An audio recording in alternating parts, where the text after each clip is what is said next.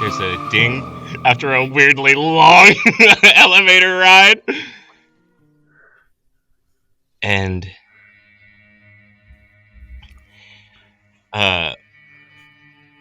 what you see next is pretty horrific. The doors open to a very, very short hallway. In the same hospital sign text, it says containment. And when the doors open, they open automatically as you approach. We see this, like, it's not glass, like bulletproof glass cylinder, let's say, where we hear this horrific mechanical whirring. We hear the gushing of water. We hear like the sparkling, crackling sound of electricity. We hear the sound of like cracking, and we hear the sound of chains rattling.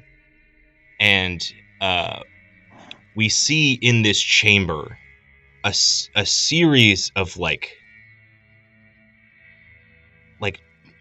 doomsday instruments going off on one target, as we see this somewhat humanoid, it's bipedal at least,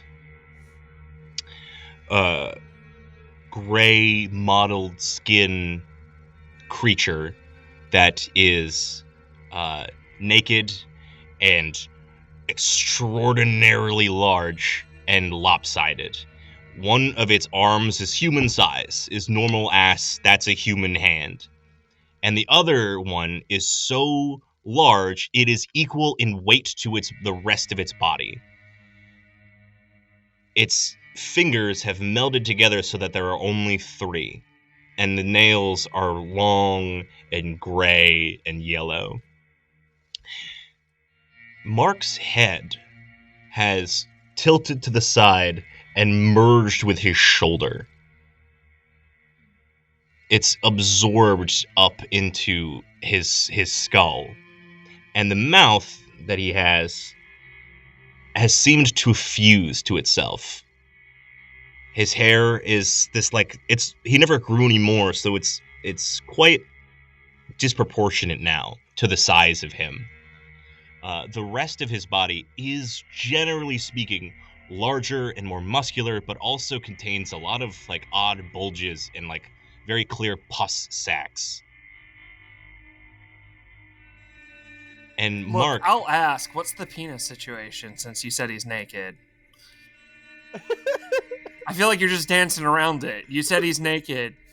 Do you remember at the beginning of the show, this arc specifically, you were like, I'm going to try to fuck that monster. And I was like, don't fuck the monster.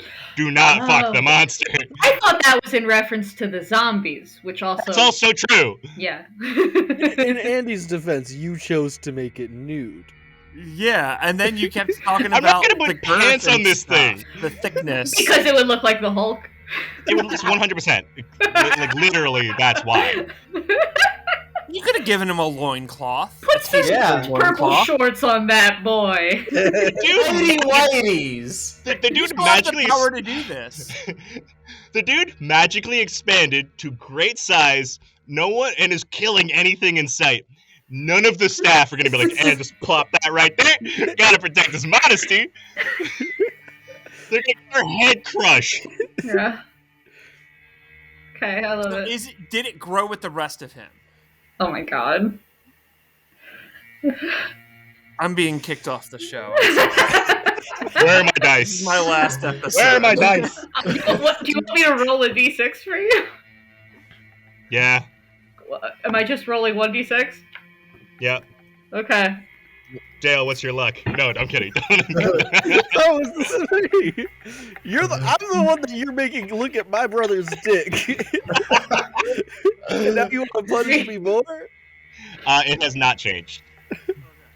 Okay, and that's literally the only time through the entire show I will ever talk about the size of their genitals, or actually their genitals at all.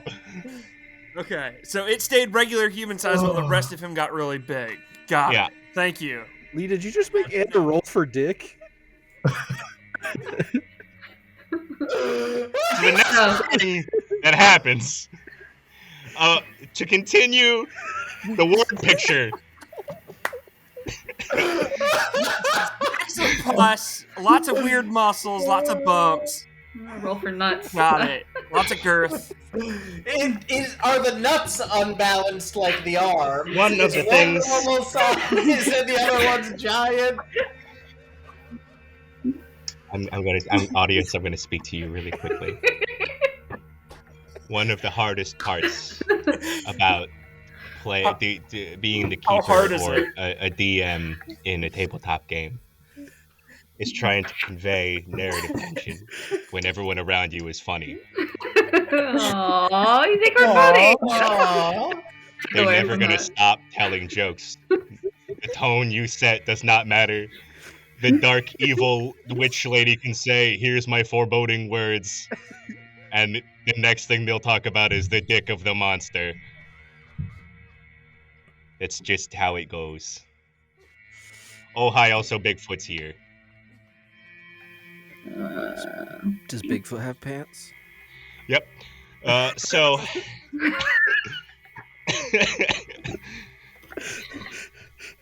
So the Grafton monster is being bombarded. Water from the dam is crashing on top of them constantly and nearly knocking them to the ground. Their containment cell has a series of chains, it's not just on their wrists, it's locking up their entire arm. There's 8 of them on either arm. They have been pierced through with these metal rods that are very clearly electrocuting the Grafton monster. And it's not dead. This thing is shaking and cracking the metal around it as it's being bombarded by all of these things that are only capable of holding it here for a little while.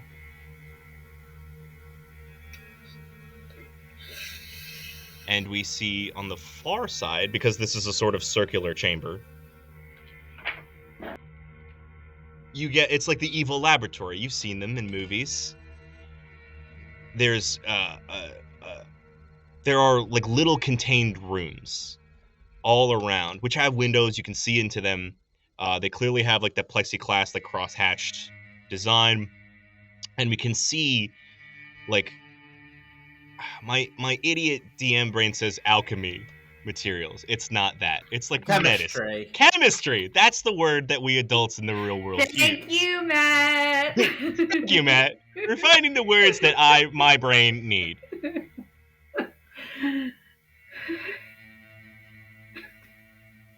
Chemistry equipment.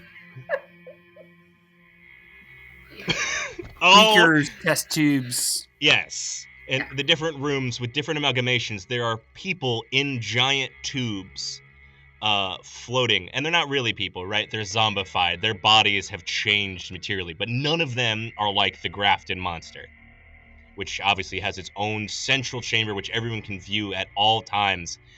There are above,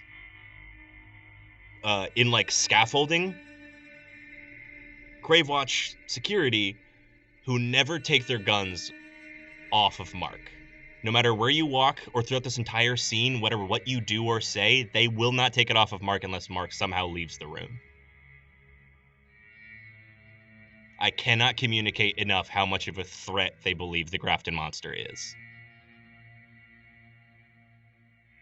And sitting in a high lifted sort of chamber, room that sits off the other rooms, so you would have to take stairs to get into it, we see this giant bulletproof glass window with a computer console very visible halfway up, and standing behind that is, of course, Gravewatch security and a short, pale, bespectacled older man wearing a surgical mask They have like those round, thick glasses.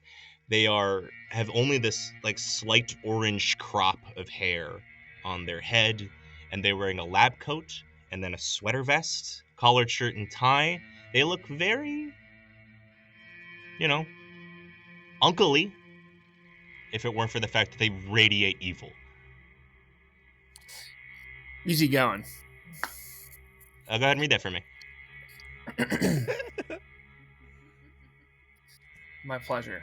You have the gift of being friendly and easy to chat to. When you try to make a good impression on someone you just met, roll plus charm. Okay. Just strolling here trying to Paul Rudd him. I want evil uncle to kill me last. That I can do. I can't make them your friend. They're a big bad. I can make them not kill you first. 7. What does 7 and 9 do? On a 7 and 9, they open up more than usual, but still regard you as a stranger. Okay. Now, you've rolled the move. Tell me what you're doing as literally everyone else is coming out that sets you a little bit apart. I think he is probably used to people being very intimidated by his evil lair and his evil setup and his evil monsters. And I'm just going to talk to him like he's like a guy, and I think he probably finds that really refreshing. So I kind of go in and go, oh, wow, Unc, like you've really turned it around since the dentistry thing. Like, damn, this is really cool. And like, I kind of get like going for a hug and realize that maybe isn't the thing. And I kind of like, there's no way you could touch him. Yeah, no. There's like, it's a clear, obvious divide. Oh, so, okay, gotcha. Yeah. To paint the picture, yeah. And they're also like up on a landing, so like they're above you. They're looking down at you like an asshole. How clear is this glass intersection? Like, would a bird fly into it? I would say so. Okay, yeah, I think Dani walks right into it. I'm sorry, the window's above the ground. Like, oh my god, I don't understand your picture. Okay, flat containment cell. Cylinder situation where the grafted monster is. Behind that, raised on a scaffolding, is a sort of metal box, a chamber, if you will. And on the front of that metal box is a big old window, and that's where Maskal is looking down at you from, in a sort of right triangle formation. Mm-hmm. Like, if this is Thor 1, he's Hawkeye, and then my brother is Mjolnir. Yeah, so where the fuck are we? On the ground. Yeah. On the ground. Okay. Okay. I give him a friendly wave then. I do love the idea you still go for the hug, being like, yeah. Can I get in there? No? Okay. No. Can I get in there? All right. You guys are so far. You got any, like, folding chairs or stools down here we could sit on? We've been walking for a while. I think you can stand for a little while longer. I'm standing, and very clearly, Maskal is standing and doing that, like, I'm an evil doctor thing where their hands are behind their back. Yeah. I know that we see the grafted monster being, like, pummeled by water and all this other stuff to try to keep it, like, subdued. Is there any way to like gain insight as to why they don't just put the scorpion thing from the armory on him? Yeah, roll me investigate a mystery. Okay.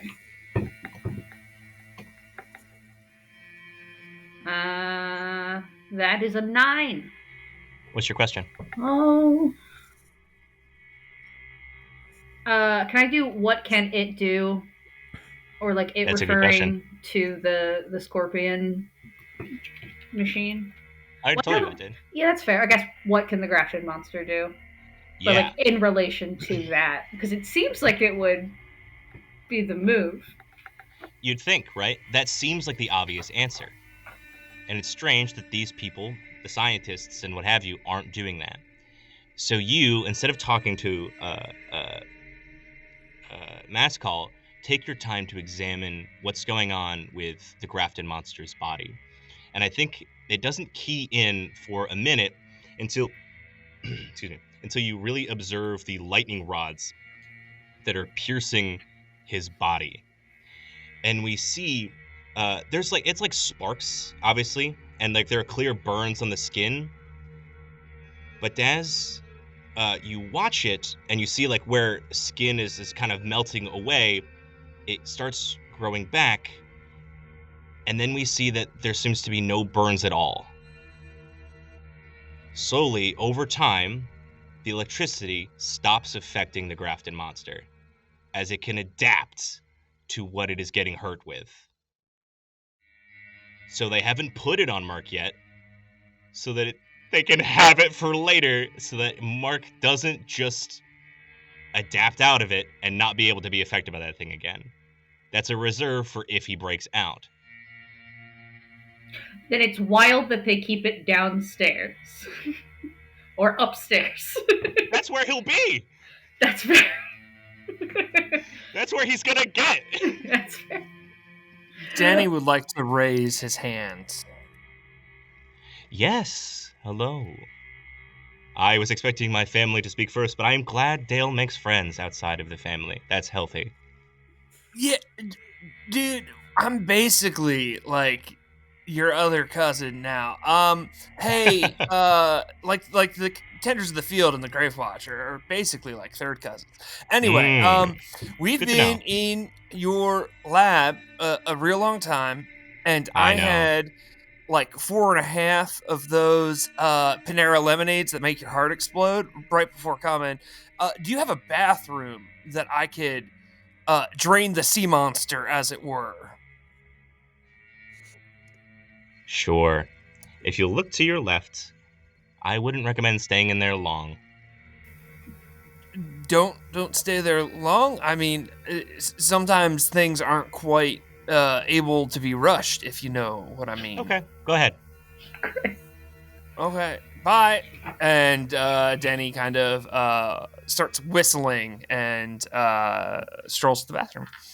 Okay, there is a bathroom. They're not going to deny their workers a bathroom. That's OSHA regulations and all that. Andy, if you sneak away to the bathroom again to fill cups with piss and shit,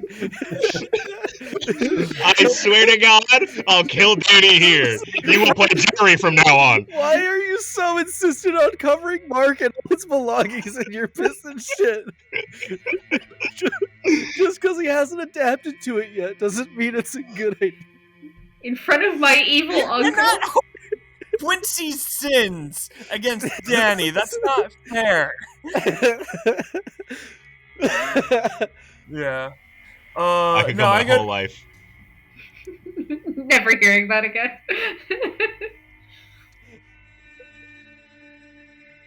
What's happening? We're delaying this dramatic conversation. Yeah. Please. Is Mark looking anywhere in particular? Am I able to make eye contact with him? Admittedly, no. Mark is thrashing and raging against his containment. Every now and again, you'll see his eyes, but he looks at you, and there is no recognition. All right, then I'll... I think Brittany is doing kind of the same thing, and when that's clear to her, she's very clearly crestfallen. Not from her eyes, because they don't change, but like her shoulders slump, and she looks at the ground. This your idea of a civil conversation, Dr. Maskal? Making us disarm ourselves and still being so fucking afraid of us that you're gonna hide behind some glass? My friend, my dear nephew, I would think of it this way. To me, you're behind glass. Then even the playing field some, Doc. This is even to me. You can't hurt me, and I can't hurt you. Gonna look up at all the guys with guns pointed generally with us down range. They're not going to shoot you. They're for the Grafton monster. No, I believe that, but... You should speak quickly. I don't know how long I can keep him contained. Why did you take him from the one place that could cure him? Just to bring him here so we could become this? I don't want him to be this either. Your friend, if I recall correctly, has Mr. Jekyll's formula, yes? I ain't confirming shit to you. I have some of it. I don't know the whole thing. Your name is Lucas? I'm not stupid. Jokes, whatever you make. I got my half of it from the guy that was trying to get it from you. So I know that you have it. I was just giving you the opportunity to engage in the conversation.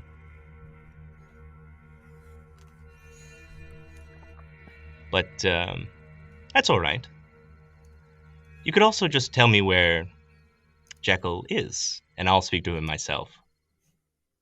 I assume you're in contact with him? Well, oh, interesting. So, your pitch to me of why you would be a better dad than Adam is that you want to make me turn on my friends and reveal their location so you can steal their life's work and use it for your own personal ends? What is this getting me? It gets you your brother back to a stable, cognizant person. It also gets a lot of our family back, Dale. How many of ours have been lost to this tragedy? We're all tricked into this when we're children. I could give you your real dad back if you just let me continue my work. That thing that Adam saved you from, I could make it human again.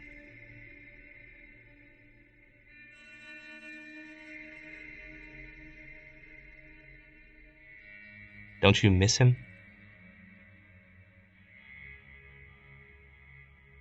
I miss many of my brothers. I miss so many of my cousins. And I would break the world to get them back.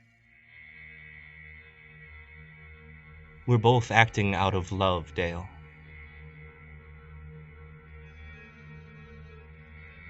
You clearly accept that ghosts can exist. The undead, when stable, can be your ally. Whistler, would you care to comment? I don't know. This kind of feels like a family conversation. I'll just say that the whole bringing the dead back to life thing, there's a lot of literary precedent for how this sort of thing typically plays out. But you seem pretty set in your ways. Of course. I mean, Victor Frankenstein didn't really have a lot of trial and error after the fact.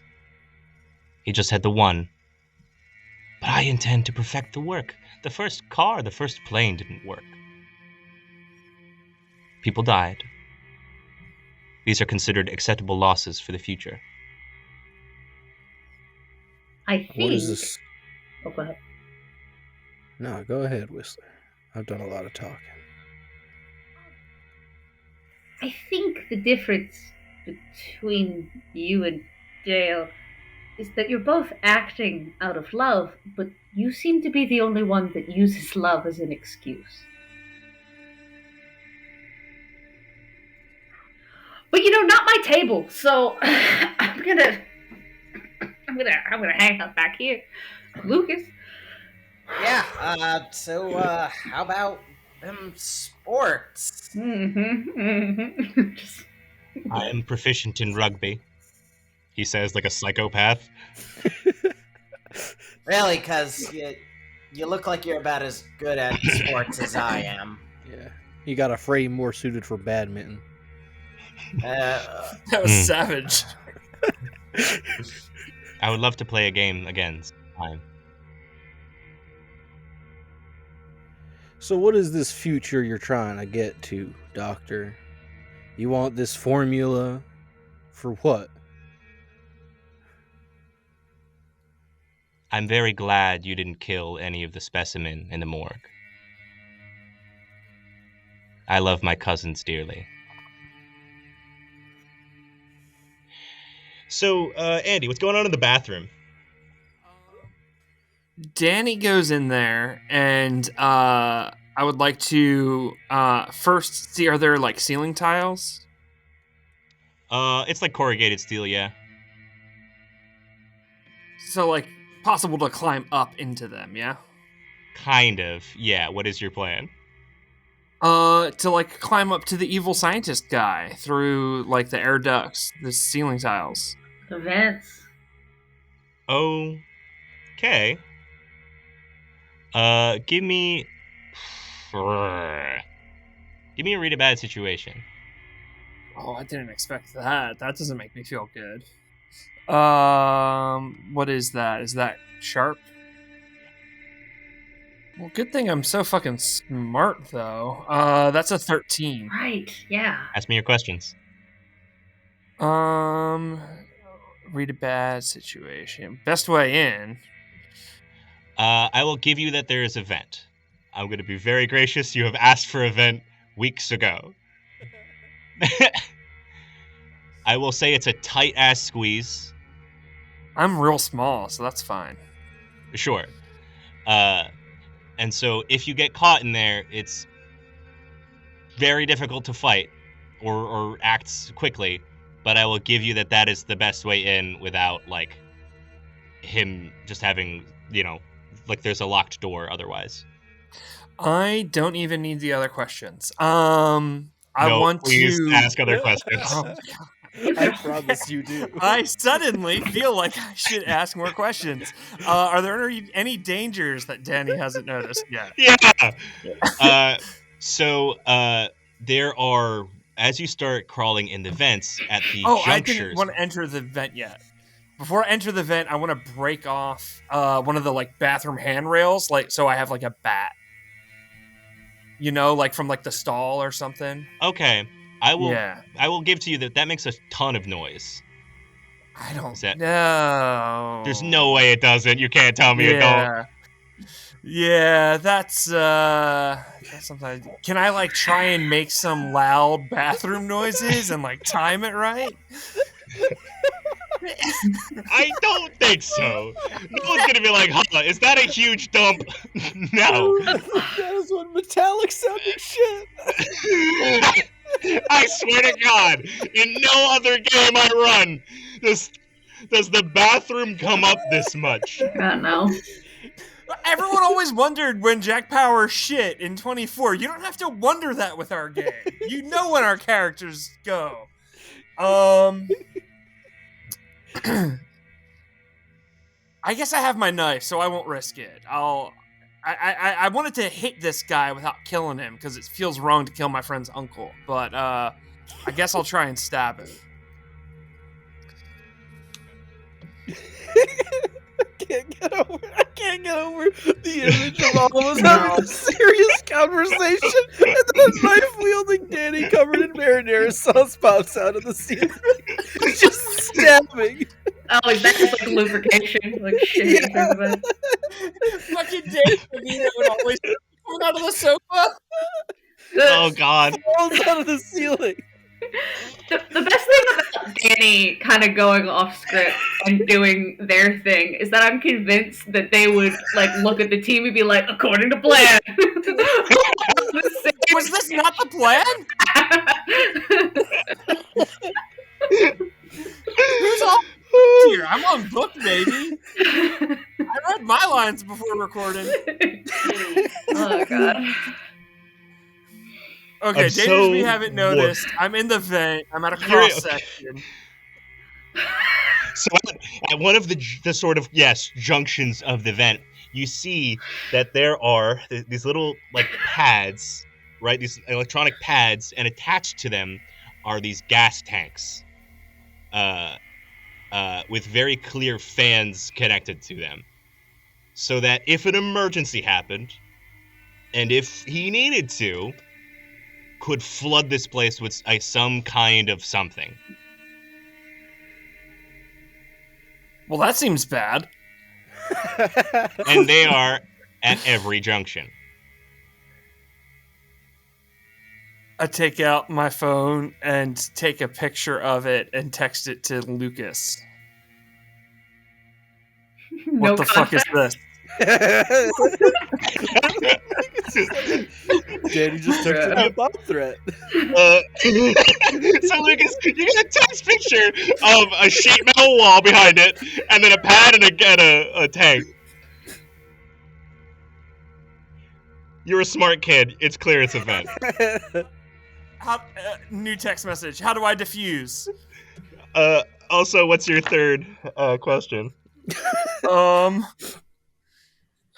Fucking A. What's most vulnerable to me? Fuck the victims. What's most vulnerable to me? How do I fuck shit up? Here's the thing: is that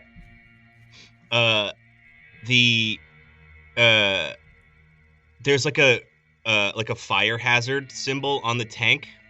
If you needed to or thought that you could like cause an explosion in this section of the building. Like if you turn some of them on and then light a fire under them, they'll because they're so close to each other, cause like a daisy chain. Do I get the impression that like this shit is poisonous?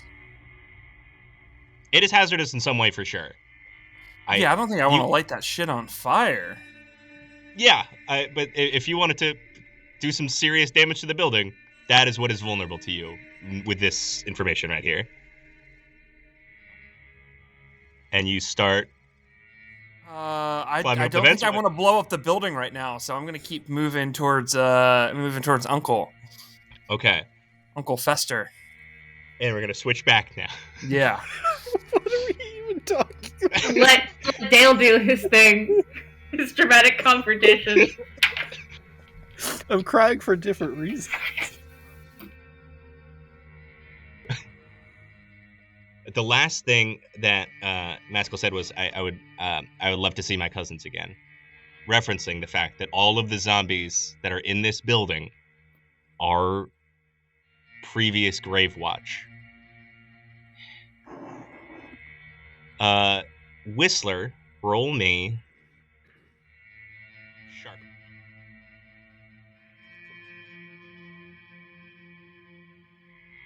That is a 8. I'll give it to you. I'll just tell you what I'm referencing. You were the one that figured it out in Arc 4. When you remember the virtual reality room where there's a Grave Watch member talking to a dead partner, and we learn that the Grave Watch member is undead, but seemingly fully cognizant.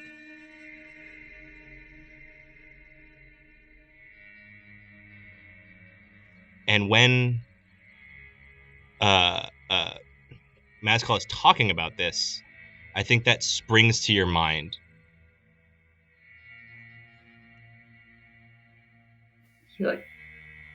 Is it apparent to me whether or not if he inflicted that condition upon them, or? I think on an 8, I'm not going to tell you that. That's fair. Hee hee hee. Hoo hoo. So, wait, so that morgue full of, I don't know what they're called, drawers, full of Grave Watch members? Family. But I am effectively a ghost by the virtue of an incident with a monster. That's what I figured. So what are they? How did you do that to them? I unfortunately haven't the means to attach monsters to people that specifically have your ability. I certainly would like to, so if you would like to stick around, I'd be happy to take some samples. It would appear that my only method forward is to make them into monsters. And then, with the formula, with a couple of arrangements that I've made, I'll be able to return them to life. Make them human again. Make them fully themselves. And then they will live happy lives. I certainly wouldn't have them work anymore. I would set them up for the rest of their natural lives. But not before torturing them. Many medical marvels do not arrive without some degree of hazard.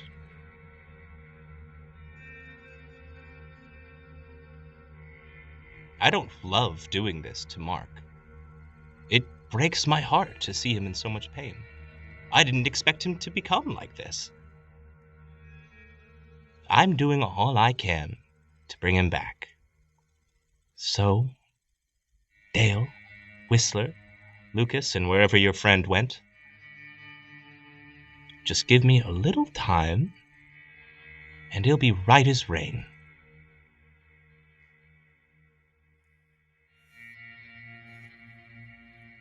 What you're doing, Dr. Maskal, is quite literally the exact opposite of everything the Grave Watch was set up to do. Now, I know you think you can delay your satisfaction till the end. You know, all this is worth it. But you are contributing to the exact thing we were founded to stop. Maybe the ideals we were founded on are wrong. Tradition doesn't mean right, dear nephew. You've created an army of undead sunk cost theory. Every new Grave Watch member you turn is just another person that you have to return back. It's just another thing that forces you farther into this madness, Doctor. The formula's out there. We can get it by better means than this. So give it to me. Give me the better means. I think if there's one thing you've proven today, Dr. Maskal, is that you can't be trusted with it.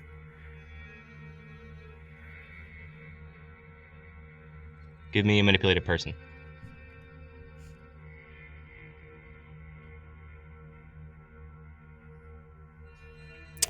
Nine.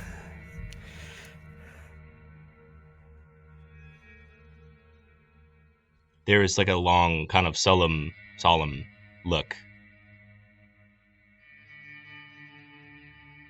And there is like a red flush in his face. And I will communicate to you that Maskal is very honest when he says that he loves his family. And that the years of this service have cracked him. And that when you say that, there's a little bit of like this sunken idea that like, oh, I may never get anything back for all the work I've put into this. And the reason that you don't convince him is out of the vents. Before that point has a long enough time to take root, Dani, what do you do? I'm not popping out of the vents until I get like a signal. I wasn't planning on. We don't know that you are in the vents. Yeah, but like, I'm not talking about like a deliberate signal, but like if I notice that like action is popping off, I'm dropping down on this guy. Mm-hmm. Okay. Then I'll leave it to the fact that one of the security references the fact that you've been gone for quite a while. Because now they've had a reasonably long conversation where one of you is missing, and you know you're adversarial. They have every reason to suspect something's wrong. And snapped out of that momentary, like, understanding, Maskal says,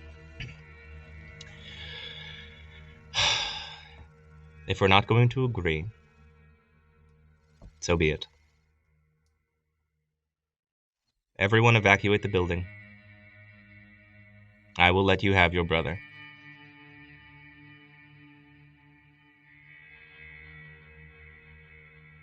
And we see the gunmen that are sitting on the scaffolding pull their guns up and start walking towards doors.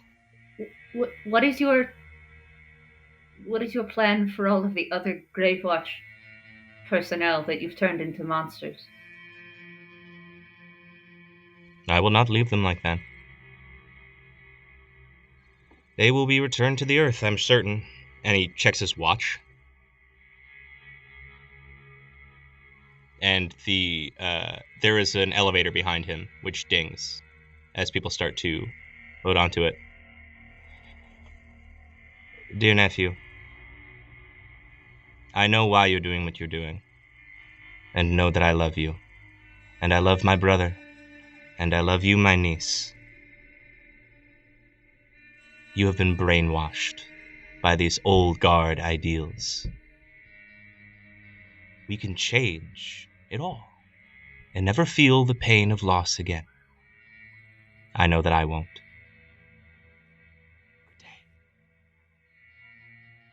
And he presses a button on the console,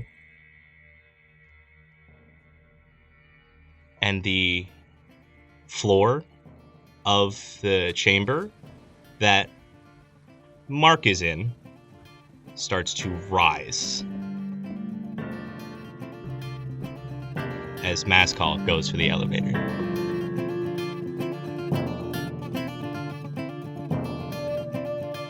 Well, if you want, we got plenty of time to catch him. It's a really slow elevator.